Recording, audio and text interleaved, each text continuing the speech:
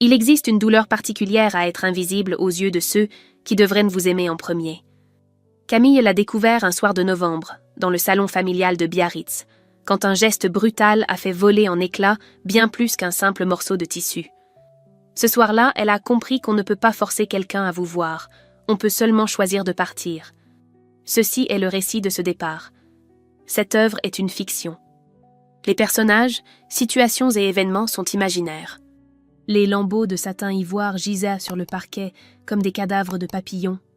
Et Camille restait immobile, devant ce qui avait été sa robe de mariée 3 heures plus tôt, cette pièce unique qu'elle avait mise 6 mois à choisir dans une boutique de la rue Mazagran, et qui n'était maintenant plus qu'un amas de tissus lacérés, le corsage fendu en 3 endroits, la traîne arrachée avec une violence méthodique qui ne laissait aucun doute sur l'intention derrière le geste.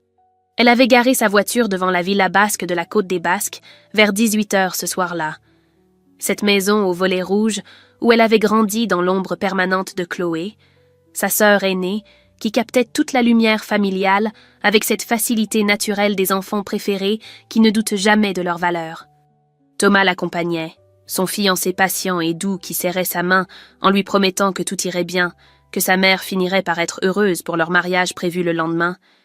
Et Camille avait hoché la tête sans conviction parce qu'elle savait déjà au fond d'elle-même que cette soirée allait mal se terminer. Elle l'avait toujours su. La porte s'était ouverte sur Monique, qui les avait regardés avec cette expression pincée qu'elle réservait exclusivement à Camille, sans sourire, sans félicitations pour le mariage imminent, juste ce froncement de sourcils qui signifiait que leur présence tombait au pire moment possible. L'odeur du champagne et des canapés au saumon fumé flottait dans l'entrée, préparatif du vernissage de Chloé prévu le soir même à la galerie d'art du centre-ville.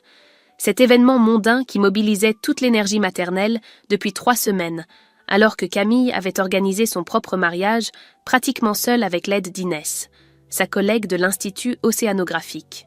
Chloé était installée devant le miroir de l'entrée, ajustant sa robe Dior noire avec cette assurance tranquille des femmes qui n'ont jamais eu besoin de mendier l'attention.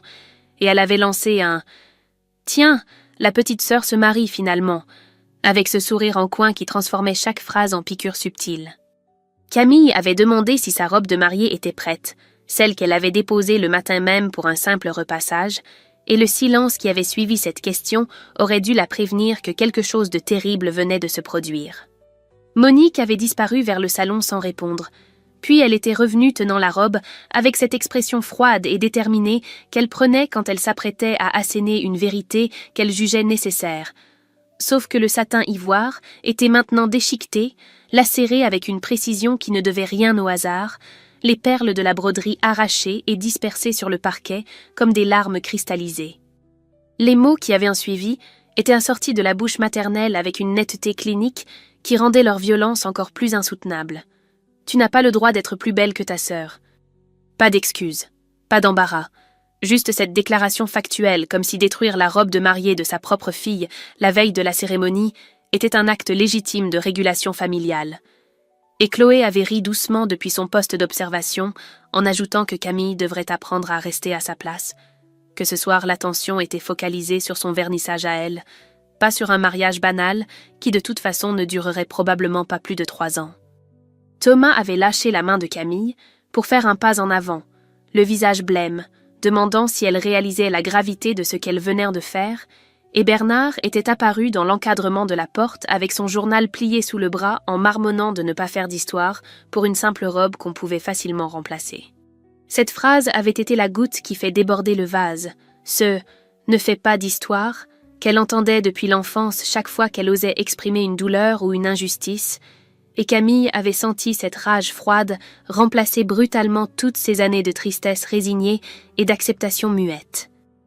Elle avait ramassé les lambeaux de satin avec des gestes mécaniques, les repliant soigneusement comme si c'était encore une pièce entière, puis elle avait regardé sa mère droit dans les yeux, avec un calme qui l'avait surprise elle-même, avant de quitter la maison sans un mot de plus. Dans la voiture, Thomas la suppliait de dire quelque chose, de hurler, de pleurer, de réagir d'une façon ou d'une autre, mais Camille était déjà ailleurs mentalement, calculant froidement ce qu'elle devait faire dans les heures suivantes pour annuler un mariage prévu pour 120 invités et récupérer les acomptes versés. À 23 heures, assise sur le canapé de leur appartement pendant que Thomas essayait maladroitement de la consoler, Elle avait sorti son téléphone et commencé à envoyer des messages d'annulation à tous les invités, un texte sobre qui mentionnait des raisons personnelles sans explication supplémentaire. Le dernier message était destiné à sa mère, et sa main avait tremblé une seconde au-dessus de l'écran avant qu'elle ne pense à toutes ces années passées à mendier un regard approbateur qui n'était jamais venu et qu'elle ne tape les mots qui allaient sceller définitivement la rupture. « Vous m'avez appris que je ne comptais pas. Merci pour la leçon. Ne me recontactez plus. » Elle avait appuyé sur envoyer puis bloqué tous les numéros familiaux d'un geste sec, et pour la première fois depuis 28 ans, elle ne ressentait ni tristesse ni regret, juste cette certitude absolue qu'elle venait de reprendre le contrôle d'une vie qui ne lui avait jamais vraiment appartenu. Le studio de 22 mètres carrés sentait l'humidité et le salpêtre, mais les fenêtres donnaient directement sur l'océan Atlantique, et c'était tout ce qui comptait pour Camille quand elle avait signé le bail 3 jours après avoir quitté l'appartement qu'elle partageait avec Thomas. Cette urgence viscérale de mettre de la distance entre elle et les décombres de sa vie d'avant. Chaque matin, en ouvrant les volets sur la plage de la côte des Basques, elle se demandait si cette sensation de vide dans sa poitrine finirait par disparaître, ou si c'était simplement le prix à payer pour avoir choisi sa dignité plutôt que l'illusion d'une famille aimante. Et certains jours, la réponse à cette question lui importait moins que d'autres, parce qu'au moins maintenant, elle respirait sans cette oppression permanente qui l'avait accompagnée pendant 28 ans. Thomas avait refusé de comprendre au début, la bombardant de messages qui répétaient en boucle qu'on ne détruit pas une relation à cause d'une dispute familiale, que toutes les mères ont leurs défauts, qu'elle réagissait de manière excessive comme toujours, et c'est ce « comme toujours » qui avait achevé définitivement ce qui restait entre eux, parce qu'elle avait soudain réalisé qu'il la voyait exactement comme sa famille la voyait. Elle lui avait rendu la bague de fiançailles dans sa petite boîte en velours bleu sans larmes, ni explication supplémentaire, juste cette fatigue immense des femmes qui ont compris qu'elles méritaient mieux que la tiédeur des hommes incapables de valider leur douleur. L'Institut océanographique était devenu son seul ancrage dans ce naufrage généralisé. Ses longues heures passées à analyser des échantillons de zoster marines prélevés dans la baie pendant que les regards en coin de ses collègues parlaient d'eux-mêmes dans les couloirs.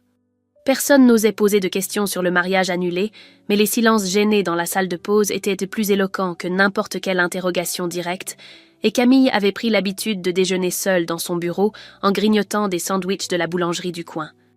Son projet de recherche sur la restauration des herbiers marins était sa bouée de sauvetage. Cette observation minutieuse de la résilience extraordinaire de plantes capables de recoloniser des zones détruites si on leur laissait l'espace et le temps nécessaires. Et elle se demandait souvent si elle possédait, elle aussi, cette capacité à repousser après avoir été arrachée de ses racines familiales.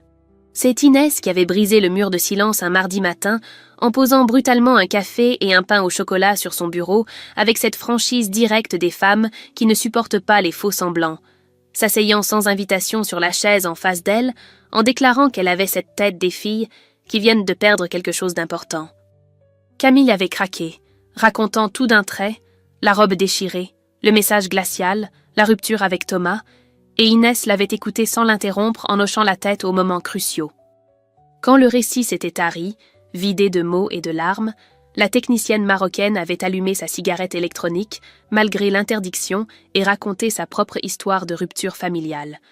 Ce jour où, à 22 ans, elle avait refusé le mariage arrangé avec son cousin et quitté la maison parentale avec un sac à dos et 300 € en poche.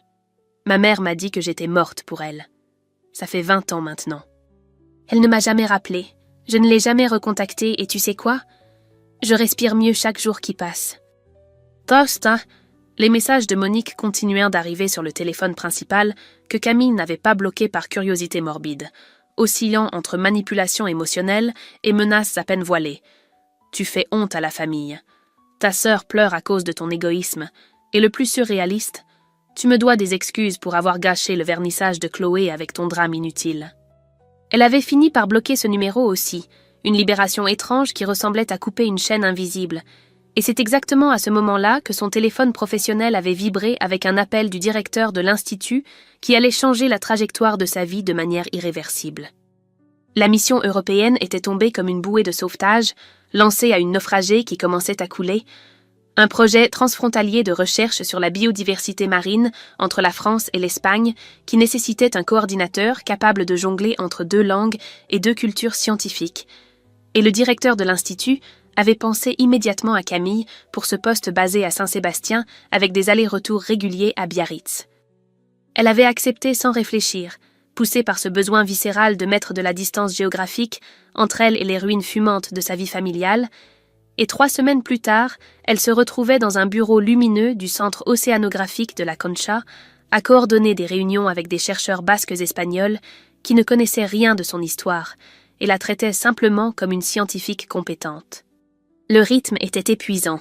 Des journées de 12 heures passées entre analyse de données, plongées d'observations et rapports pour Bruxelles, mais cette fatigue était un anesthésiant bienvenu qui l'empêchait de penser aux messages de plus en plus agressifs de sa mère qu'elle lisait parfois tard le soir avant de les supprimer méthodiquement. Inès lui avait donné le numéro d'une psychologue spécialisée en traumatismes familiaux, installée à Bayonne, qui acceptait les consultations en visioconférence, et après 2 semaines d'hésitation, Camille avait fini par prendre rendez-vous un jeudi soir, en se disant qu'elle n'avait plus rien à perdre de toute façon. La première séance avait été déstabilisante, assise devant son ordinateur portable dans sa chambre d'hôtel, pendant que cette quinquagénaire aux cheveux gris coupés courts lui posait des questions qui ressemblaient à des scalpels ouvrant des plaies soigneusement refermées depuis l'enfance. Elle avait raconté la robe déchirée, bien sûr, mais aussi tous ces autres moments minimisés pendant des années, son baccalauréat mention très bien fêté par un dîner express au McDonald's, alors que celui de Chloé avait donné lieu à un restaurant gastronomique, ses publications scientifiques jamais mentionnées au repas de famille, tandis que le moindre dessin de sa sœur était encadré et accroché au mur, cette sensation permanente d'être invisible même quand elle occupait physiquement le même espace que sa mère. La psychologue avait laissé un long silence s'installer après que Camille eut terminé son récit haché de sanglots refoulés. Puis elle avait prononcé des mots qui allaient réorganiser complètement la compréhension de sa propre histoire. Ce que vous décrivez correspond exactement au schéma du bouc émissaire familial. Dans les systèmes dysfonctionnels, un membre est désigné inconsciemment pour porter tous les échecs et frustrations du groupe. Ce n'est pas que vous étiez moins bien que votre sœur, Camille. C'est que la famille avait besoin de quelqu'un sur qui projeter ses propres failles. Les mots avaient résonné comme une clé tournant enfin dans une serrure rouillée depuis 28 ans, et quelque chose s'était dénoué dans sa poitrine, pas un soulagement, mais plutôt cette rage froide et validée de comprendre que sa douleur n'était pas le fruit de son imagination ou de sa sensibilité excessive, mais le résultat prévisible d'un mécanisme toxique documenté par des décennies de recherche psychologique. Ce que Camille ne savait pas encore, c'est que les études montrent que le bouc émissaire familial développe souvent une hyper-réussite compensatoire, cherchant désespérément à prouver sa valeur à des gens qui ne la verront jamais vraiment, et que des milliers de personnes vivent cette même dynamique silencieuse en croyant être seules et défaillantes. La thérapeute avait continué en expliquant que les boucs émissaires ne sont jamais choisis au hasard, mais représentent souvent une menace inconsciente pour l'équilibre narcissique du parent dominant. Et Camille avait soudainement compris pourquoi elle avait enchaîné les diplômes, les publications, les prix universitaires, avec cette frénésie qui n'avait jamais apporté la reconnaissance maternelle espérée, parce que le jeu était truqué dès le départ et qu'elle ne pouvait pas gagner soit ses performances. 2 jours après cette séance révélatrice, alors qu'elle analysait des échantillons d'algues dans le laboratoire de Saint-Sébastien, son téléphone professionnel avait vibré avec un appel de son père sur un numéro qu'elle n'avait pas pensé à bloquer, la voix de Bernard inhabituellement grave qui lui annonçait que sa mère avait fait un malaise cardiaque et était hospitalisée au CHU de Bayonne et qu'il était temps qu'elle rentre parce que la famille avait besoin d'elle. La nuit avait été interminable. Assise sur le balcon de sa chambre d'hôtel à Saint-Sébastien, pendant que les lumières de la ville s'éteignaient une à une et que le message de son père tournait en boucle dans sa tête comme un disque rayé, ce mélange toxique de culpabilité et de rage qui lui tordait l'estomac, chaque fois qu'elle pensait à sa mère hospitalisée quelque part à Bayonne, sans qu'elle se précipite à son chevet comme une fille dévouée était censée le faire. À 6 heures du matin, après avoir appelé sa psychologue en urgence pour une session improvisée, elle avait ouvert sa boîte mail et tapé une réponse sobre à son père en pesant chaque mot comme on pose des briques pour construire un mur de protection. « J'espère que maman se rétablira rapidement. Je ne viendrai pas. Prenez soin d'elle comme vous avez toujours pris soin de Chloé. » La réponse de Bernard était arrivée 30 minutes plus tard, un paragraphe décousu qui oscillait entre incompréhension et reproches voilés, lui demandant comment elle pouvait être aussi égoïste, aussi froide, aussi différente de la fille douce et accommodante qu'elle avait toujours été. Elle avait souri amèrement en lisant ces mots, parce qu'elle comprenait maintenant que c'était exactement le problème. Elle avait été trop douce, trop accommodante, trop disposée à s'effacer pour ne pas déranger l'équilibre précaire d'une famille qui fonctionnait uniquement parce qu'elle acceptait d'être invisible. Sa psychologue l'avait félicitée pour avoir posé ce que les anglo-saxons appellent une boundary, une limite saine qui protège l'intégrité émotionnelle sans être une agression, juste une affirmation claire de ce qu'on est prêt à accepter ou non dans une relation, et pour la première fois de sa vie, Camille comprenait qu'elle avait le droit de dire non à sa famille sans être une mauvaise personne. Le projet européen se révélait être exactement ce dont elle avait besoin, une structure stable qui donnait du sens à ses journées pendant que sa vie personnelle était en reconstruction. Les données qu'elle collectait sur la régénération des herbiers marins dans la baie de la Concha étaient prometteuses, assez pour justifier une publication dans Marine Ecology Progress Series, cette revue scientifique prestigieuse que seuls les meilleurs chercheurs parvenaient à intégrer. Et quand l'article avait été accepté après révision, elle avait ressenti cette fierté pure qu'elle n'avait jamais connue parce que personne dans sa famille ne s'était jamais vraiment intéressé à son travail. La conférence à Donostia avait lieu un jeudi pluvieux de novembre, une journée scientifique organisée par l'Université basque où elle devait présenter ses résultats préliminaires devant une 50aine de chercheurs internationaux. C'est là qu'elle avait rencontré Diego, biologiste marin espagnol de 35 ans, qui travaillait sur un projet similaire de restauration côtière et qui avait cette façon directe et chaleureuse de parler de la science comme d'une passion plutôt que d'une simple carrière professionnelle. Ils avaient déjeuné ensemble après sa présentation dans un bar du centre historique en partageant des pantexos. Et la conversation avait naturellement dérivé vers leur vie personnelle avec cette facilité étrange qu'on a parfois avec des inconnus qui ne nous jugent pas. Diego lui avait raconté qu'il n'avait pas parlé à sa propre famille depuis 6 ans, depuis le jour où son père l'avait frappé pour avoir refusé de reprendre l'entreprise familiale de construction au lieu de poursuivre une carrière académique sans prestige social ni revenu garanti. Cette révélation avait créé entre eux une reconnaissance immédiate, celle des gens qui ont vécu le même exil choisi et qui comprennent sans avoir besoin d'explications détaillées la douleur et la libération que représente la rupture familiale. Ils étaient redevenus amis avec une rapidité déconcertante, Diego devenant son confident le plus proche, celui qui répondait à ses messages à 3 heures du matin quand la culpabilité la réveillait en sueur et qui lui rappelait qu'elle avait fait le bon choix. Entre-temps, Chloé avait trouvé son numéro professionnel et laissé un message vocal d'une violence inouïe, l'accusant d'avoir abandonné leur mère mourante, de n'avoir aucun cœur, d'être un monstre d'égoïsme qui méritait de finir seul et misérable. Elle avait écouté le message jusqu'au bout sans broncher avant de le supprimer et de bloquer ce numéro aussi, un geste qui ressemblait de plus en plus à un réflexe de survie. 3 semaines plus tard, le directeur de l'Institut océanographique l'avait convoqué dans son bureau avec cette expression qu'il prenait quand il avait des nouvelles importantes à annoncer. Et ce qu'il lui avait dit ce jour-là allait changer complètement la trajectoire de sa carrière.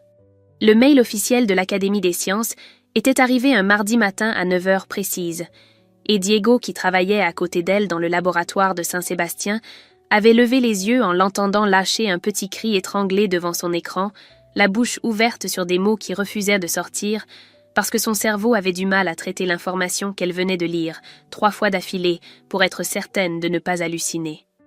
Elle avait remporté le prix Jeune chercheur, cette distinction nationale qui couronnait les travaux les plus prometteurs en biologie marine, et que seulement 5 scientifiques de moins de 35 ans recevaient chaque année parmi des centaines de candidatures soumises par les laboratoires français. Les larmes avaient coulé silencieusement sur ses joues pendant qu'elle relisait l'email. Pas de tristesse, mais de cette joie incrédule des gens qui réalisent soudain que leur travail acharné a enfin été vu et reconnu par quelqu'un qui comptait vraiment. La cérémonie avait lieu à Paris au Palais de l'Institut de France un jeudi de novembre, dans cette salle majestueuse sous la coupole où les académiciens en habits verts applaudissaient poliment pendant qu'elle montait sur scène avec cette robe bleu marine qu'Inès l'avait convaincue d'acheter aux Galeries Lafayette. Diego et Inès étaient intervenus spécialement pour l'occasion, assis au 3e rang comme une famille choisie qui valait infiniment plus que celle du sang, et quand Camille les avait aperçus dans la salle, elle avait senti quelque chose se serrer dans sa gorge, parce qu'elle comprenait enfin ce que signifiait être soutenue inconditionnellement. Son discours avait duré 7 minutes exactement. des mots soigneusement pesés sur la résilience extraordinaire des écosystèmes marins, capables de se régénérer après une destruction quasi totale, à condition qu'on leur laisse l'espace et le temps nécessaires pour reconstruire leur structure fondamentale. Tout le monde dans la salle comprenait la métaphore évidente, mais personne ne le mentionnait, parce que c'était précisément ce qui rendait le message si puissant. Cette double lecture qui parlait autant de zoostère marine que de reconstruction personnelle après un traumatisme familial. La presse scientifique avait repris ces mots dans plusieurs articles. France Culture l'avait interviewé pour une émission sur les jeunes chercheurs qui révolutionnent leur discipline. Et pour la première fois de sa vie, elle avait l'impression d'exister vraiment aux yeux du monde, au-delà du rôle d'ombre qu'on lui avait assigné depuis l'enfance. 2 semaines après la cérémonie, un article était paru dans Sud-Ouest sous le titre « Une biologiste Biarrot, étoile montante de l'océanographie française », accompagné d'une photo d'elle en combinaison de plongée, analysant des échantillons sur un bateau de recherche. L'article mentionnait son parcours brillant, sa nomination européenne, le prix de l'Académie. Et Camille savait avec une certitude absolue que sa mère allait tomber dessus tôt ou tard, parce que Monique lisait religieusement la presse locale chaque matin en cherchant des mentions de la famille pour alimenter sa fierté sociale. L'appel était arrivé 3 jours plus tard d'un numéro inconnu qu'elle avait eu la stupidité de décrocher en pensant que c'était peut-être un journaliste demandant une interview supplémentaire. La voix de Monique avait envahi son oreille avec cette fausse douceur qu'elle utilisait quand elle voulait quelque chose, un flot de mots qui tentèrent de réécrire l'histoire en temps réel. « Ma chérie, on est tellement fiers de toi avec ce prix magnifique. Tu sais, j'ai toujours su que tu ferais de grandes choses. Je le disais justement à Chloé hier. Ta petite sœur a toujours été brillante même si elle était discrète. » Les mensonges s'enchaînaient avec cette facilité déconcertante des gens qui effacent 28 ans d'indifférence et d'humiliation comme si rien ne s'était jamais passé. Camille avait laissé sa mère parler pendant exactement 30 secondes. Cette logorée manipulatrice qui tentait de la ramener dans le giron familial maintenant qu'elle était devenue quelqu'un de visible et de valorisant socialement, puis elle avait simplement raccroché sans un mot et bloqué ce numéro aussi, un geste qui lui avait procuré une satisfaction froide et définitive. Diego lui avait proposé quelques jours plus tard, autour d'un café dans un bar de la vieille ville de Saint-Sébastien, de venir co-diriger avec lui un nouveau laboratoire conjoint franco-espagnol dédié à la restauration des écosystèmes côtiers, un poste permanent qui signifierait déménager définitivement en Espagne et couper les derniers fils géographiques qui la reliaient encore à Biarritz. En triant ses affaires dans son studio qu'elle s'apprêtait à quitter définitivement, elle était tombée sur une enveloppe froissée glissée sous sa porte sans timbre ni cachet, une lettre manuscrite de son père qu'il n'avait apparemment jamais eu le courage d'envoyer officiellement, et en lisant les mots tremblants, elle avait senti quelque chose bouger imperceptiblement dans sa poitrine. L'installation à Saint-Sébastien s'était faite en douceur, un appartement lumineux dans le quartier de Gros, avec vue sur la plage de Zuriola. Et pour la première fois depuis des mois, Camille se réveillait le matin sans cette boule d'angoisse dans l'estomac qui l'accompagnait depuis l'incident de la robe, remplacée par quelque chose qui ressemblait presque à de la sérénité. Le laboratoire franco-espagnol tournait à plein régime, des journées remplies de plongées, d'analyses et de réunions avec les partenaires européens. Et Diego était devenu bien plus qu'un simple collègue, plutôt ce frère de cœur qu'elle n'avait jamais eu et qui comprenait sans jugement les cicatrices invisibles qu'on porte quand on a grandi dans une famille toxique. Mais la vie a cette façon particulière de vous rattraper quand vous pensez avoir enfin tourné la page. Et c'est exactement ce qui s'était produit un jeudi après-midi à Bordeaux lors d'une conférence sur les écosystèmes côtiers organisée par l'université. Elle était sortie déjeuner dans un café des Chartrons, ce quartier qu'elle connaissait bien pour y avoir vécu pendant ses années d'études. Et en poussant la porte de la terrasse, elle était tombée nez à nez avec Chloé, assise seule à une table du fond, visiblement fatiguée et vieillie de plusieurs années en seulement quelques mois. Le silence qui avait suivi cette reconnaissance mutuelle était si dense qu'on aurait pu le couper au couteau. Puis Chloé avait fait un geste hésitant vers la chaise vide en face d'elle, murmurant qu'elle devait reparler, qu'il était temps d'avoir une vraie conversation. Camille aurait pu partir, tourner les talons et quitter le café comme si de rien n'était, mais quelque chose dans l'expression de sa sœur, cette vulnérabilité inhabituelle qui remplaçait l'arrogance habituelle, l'avait poussée à s'asseoir malgré toutes les alarmes qui hurlaient dans sa tête.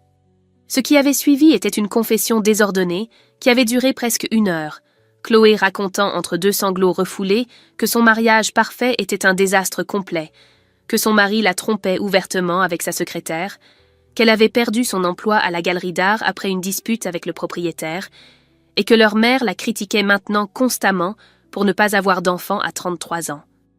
Maman dit que je suis une déception, exactement ce qu'elle te disait avant.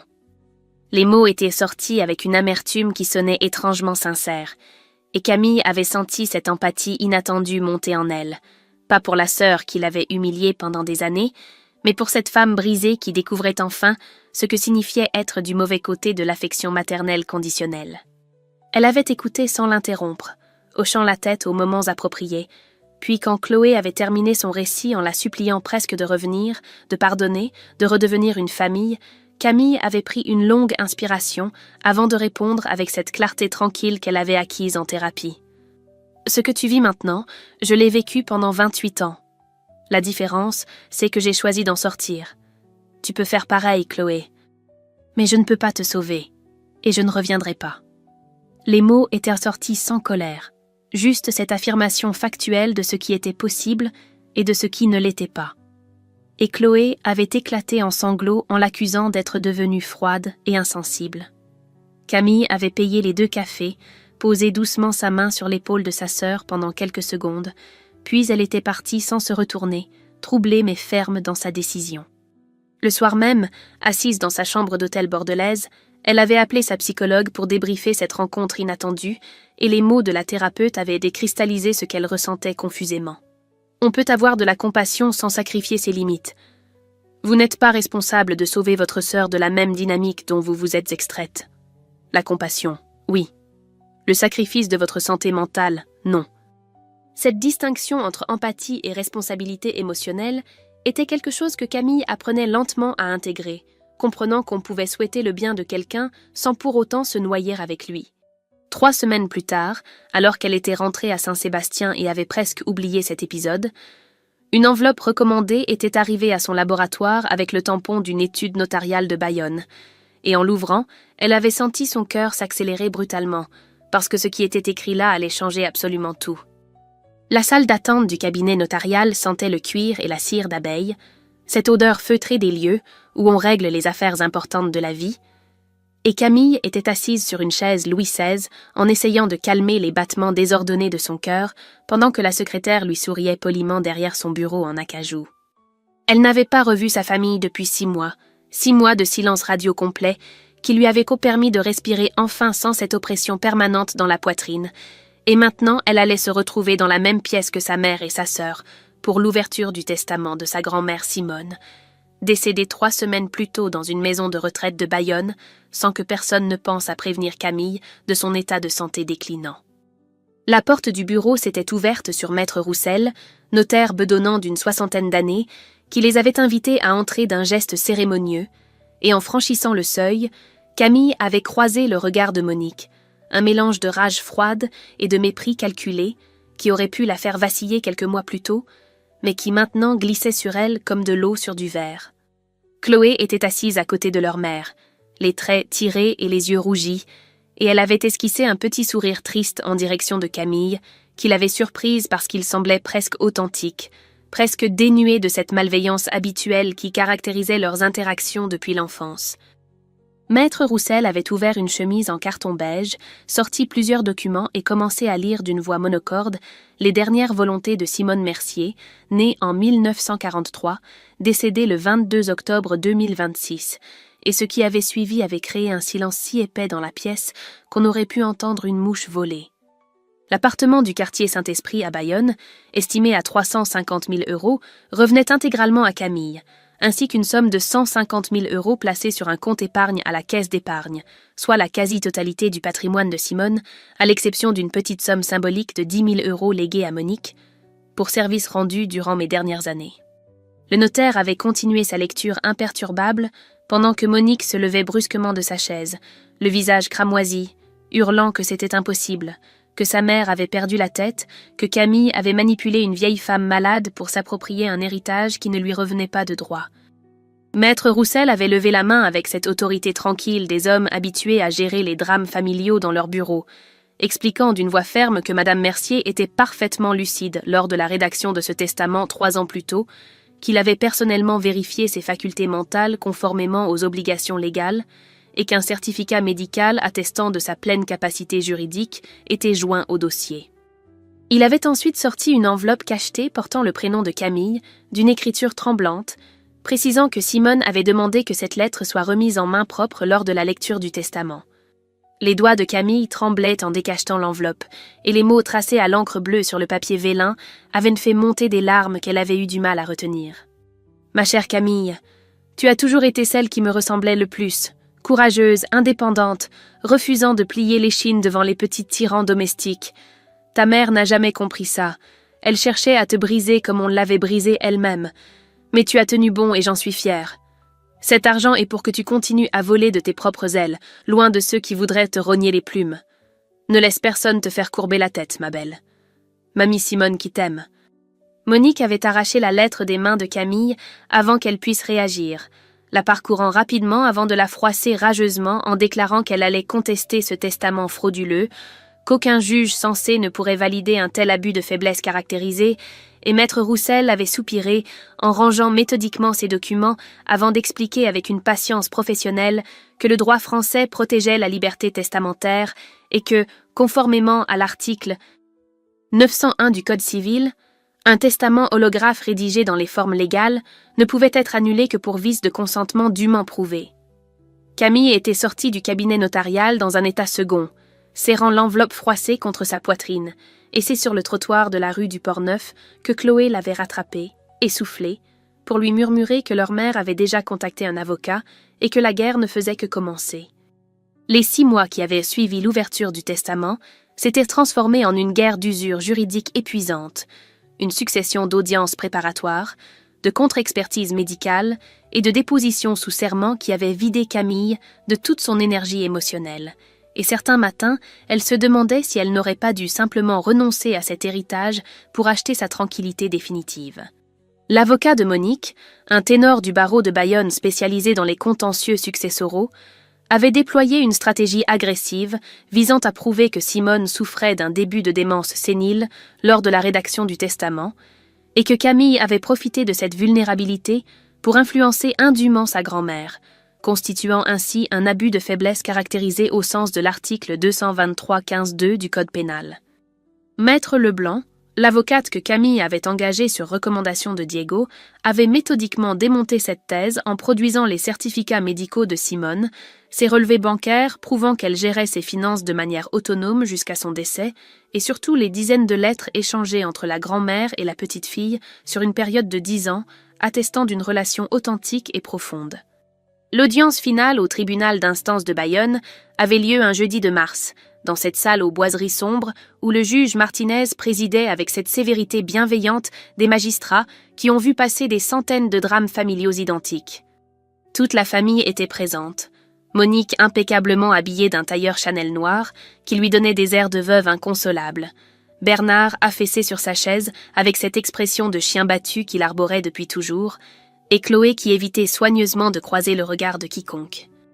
L'avocat de Monique avait plaidé pendant 45 minutes, avec cette emphase théâtrale, qui cherchait à émouvoir plutôt qu'à convaincre, dépeignant Camille comme une fille ingrate et manipulatrice, qui avait exploité cyniquement l'affection d'une vieille dame isolée pour s'approprier un patrimoine qui aurait dû logiquement revenir à la fille aînée. Maître Leblanc avait répondu avec une précision chirurgicale, rappelant que la liberté testamentaire était un principe fondamental du droit français, que Simone avait le droit absolu de disposer de ses biens comme elle l'entendait, et que l'absence de relation entre Monique et sa propre mère était documentée par des années de visites espacées et de conflits répétés. C'est alors que quelque chose d'inattendu s'était produit, quelque chose que Camille n'aurait jamais anticipé, même dans ses scénarios les plus optimistes. Quand le juge avait demandé si quelqu'un souhaitait ajouter une déclaration avant le délibéré et que Chloé s'était levée lentement, la voix tremblante mais claire. « Monsieur le juge, je voudrais témoigner que mamie Simone adorait Camille.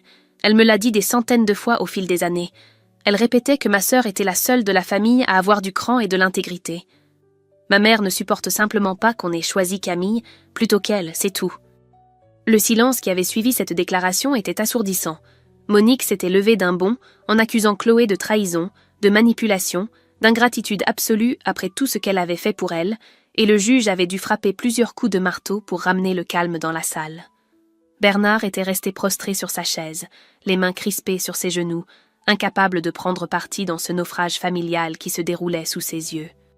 Le juge Martin Z avait ajourné l'audience pour délibérer, et 3 semaines plus tard, le jugement était tombé, sec et sans appel, validant intégralement le testament de Simone Mercier et déboutant Monique de toutes ses demandes avec condamnation aux dépens.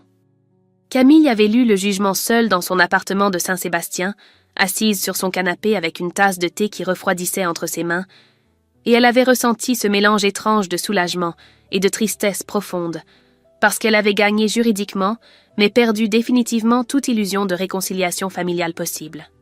En sortant du tribunal le jour du délibéré, elle avait croisé son père sur le parvis, les traits tirés et les yeux rougis, qu'il avait regardé avec cette expression de regret infini avant de murmurer les mots qu'elle attendait depuis 28 ans. « Je suis désolée, Camille, pour tout, pour chaque fois où j'aurais dû te protéger et où je n'ai rien fait. » Elle avait soutenu son regard pendant un long moment, cherchant dans ses propres émotions quelque chose qui ressemblerait à du pardon ou à de la compassion. Et ce qu'elle avait trouvé était plus complexe, une reconnaissance de sa douleur mêlée à la certitude qu'il était trop tard pour reconstruire quoi que ce soit de substantiel. « Je sais que tu es désolé, papa, et je comprends que tu as fait ce que tu pouvais avec tes propres limites, mais c'est trop tard pour le genre de pardon que tu cherches. Peut-être qu'un jour on pourra prendre un café et parler de choses neutres, mais pas maintenant, pas aujourd'hui. » Elle était partie sans se retourner, et en marchant vers sa voiture, elle avait senti ce poids invisible qu'elle portait depuis l'enfance se desserrer légèrement, juste assez pour qu'elle puisse enfin respirer complètement. 3 mois s'étaient écoulés depuis le jugement. 3 mois pendant lesquels Camille avait lentement reconstruit quelque chose qui ressemblait enfin à une vie choisie plutôt que subie, et quand Diego lui avait proposé de co-diriger un projet d'envergure mondiale sur la restauration des océans basé à Sydney pour 2 ans, elle avait dit oui sans une seconde d'hésitation, comprenant que cette opportunité était exactement ce dont elle avait besoin pour tourner définitivement la page et écrire un nouveau chapitre qui n'aurait rien à voir avec Biarritz, Monique ou les fantômes d'une famille qui ne l'avait jamais vraiment vue. L'appartement de Mamie Simone dans le quartier Saint-Esprit avait été rénové avec soin, les murs repeints en blanc cassé, la cuisine modernisée, le parquet poncé et vitrifié, et Camille avait décidé de le louer meublé à un jeune couple de chercheurs plutôt que de le vendre, gardant ainsi ce lien symbolique avec la seule personne de sa famille qu'il avait aimée inconditionnellement. Elle avait organisé une petite fête d'adieu dans son appartement de Saint-Sébastien, avec Inès qui avait pris le train depuis Biarritz, Diego qui avait préparé des pains de sauce maison, et quelques collègues du laboratoire qui étaient devenus au fil des mois cette famille choisie qui valait infiniment plus que les liens du sang. Inès avait porté un toast émouvant en levant son verre de tsakoli, racontant comment elle avait vu Camille arriver au laboratoire 6 mois plus tôt complètement brisée, et la voyait maintenant partir vers l'autre bout du monde avec cette lumière dans les yeux qu'ont les gens qui ont enfin compris qu'ils méritaient mieux que la médiocrité affective. Diego avait ajouté en riant qu'elle était la collègue la plus chiante qu'il ait jamais eue parce qu'elle le poussait constamment à être meilleure, et que Sydney avait intérêt à être prête pour l'ouragan Camille qui allait débarquer dans leurs laboratoires aseptisés. Le message de Chloé était arrivé 2 jours avant le départ, un texto sobre envoyé à 23 heures qui disait simplement « Bon vent, petite sœur, je suis en thérapie depuis 3 mois et je commence à comprendre des choses sur maman et sur moi.